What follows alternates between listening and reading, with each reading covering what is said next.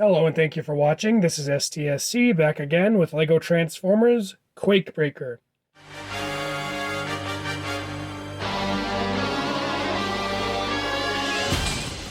Quakebreaker here is a revamp of an old mock. I'll link the original in the description below. The original model was kind of a nondescript armored truck or car, but this time around I tried to lean into the military look and made him a very futuristic half-track.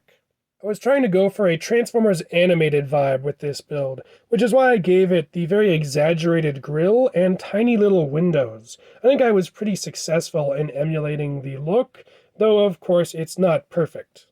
Continuing with the animated influence, I gave him a pair of very cartoony, oversized cannons in the back, instead of more realistic missiles.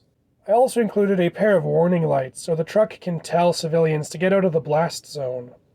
Along the sides here, you can see some transformation hinges, which could look rather unsightly, but personally I like to imagine there's some kind of tiny little ladder to allow people to climb up top and maybe service the cannons.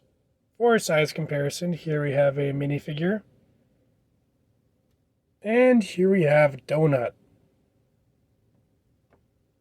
I'm really happy with this alt mode. I think it effectively captures the cartoony vibe I was going for and has tons of character. But that's all I have to say about it, so now it's time to transform.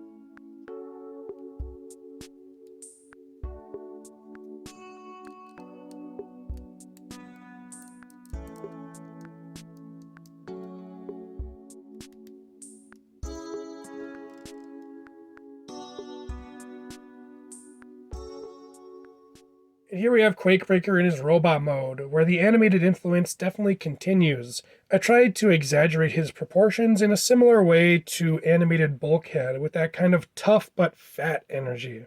I also tried to emulate the way that car parts would reshape and contort to turn into the robot form by actually giving him a faux chest, which I think is a first time for one of my OCs.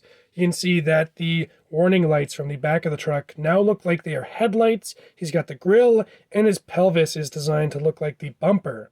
Of course, he still has the headlights up here on his shoulders, which I guess you could almost see as the light bar now, which has just expanded beyond his shoulders, though they are kind of hidden away by the roof of the truck, but there's a better view. You can see those are the headlights there. Faux chest or not, I really love how chunky his torso is. He really is built like a brick, and I think it fits the character super well. In the legs, I have reused a trick, coincidentally one I'd come up with for a previous half-track transformer. You can see the treads here face downwards to become the soles of his boots. For a minute, I did consider making the entire lower leg black to give him a pair of black boots, but it just looked out of place on the rest of the robot, and I think the gray communicates the boot look just fine. For articulation, Quakebreaker's head can look left and right. Things are a little bit weird in the arms. There's only this joint to swing it forward and back, and the transformation joint to point it upwards or downwards. So there's not a ton of range, but I think it's suitable for the build. In the legs, there is an outward joint as well as a forward and backwards joint, though it can't really kick forward very much as the front of the boot hits his pelvis here. And of course, there is the ankle tilt, which was part of the transformation. For size comparison, here we have a minifigure, and here we have Donut. Quakebreaker was a fun experiment into trying to emulate the animated style. While he might not be the most functional build, I think both modes are super cute, and he has a lot of charm to him. The cherry on top of his exaggerated cannon arms is that the original character was meant to be an ex-Decepticon turned pacifist. And I like to imagine that this version is stuck with the cannon arms, like the Cybertronian equivalent of regretting a tattoo.